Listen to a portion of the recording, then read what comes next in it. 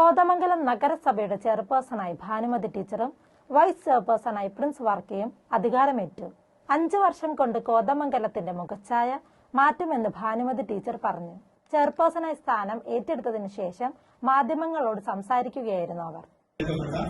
ഭാനുമതി രാജു എന്ന ഞാൻ നിയമാനുസരണം നടപ്പാക്കിയ ഇന്ത്യൻ ഭരണഘടനയോട് യഥാർത്ഥമായ വിശ്വാസവും കൂറും പുലർത്തുമെന്നും ഭയാശങ്കയോ മമതയോ വാത്സല്യമോ വിദ്വേഷമോ കൂടാതെ ഞാൻ എന്റെ ഔദ്യോഗിക കർത്തവ്യങ്ങൾ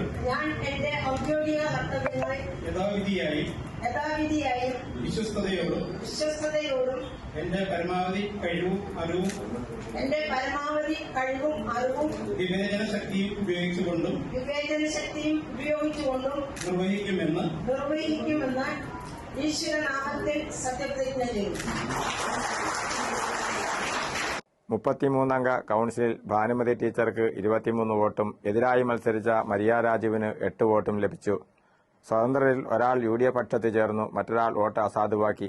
BJP അംഗം ഗീതാ ജയകുമാർ വോട്ടെടുപ്പിൽ നിന്ന് വിട്ടുനിന്നു. 19-ാം വാർഡിൽ നിന്നാണ് ഭാനുമതി ടീച്ചർ വിജയിച്ചത്. വൈസ് ചെയർപേഴ്സൺ വോട്ടെടുപ്പിലും മാറ്റമുണ്ടായിരുന്നില്ല. 2 ടേം ബ്ലോക്ക് പഞ്ചായത്ത് അംഗമായ ഭാനുമതി ടീച്ചർ 4ാം തവണയാണ് കൌൺസിലറാകുന്നത്.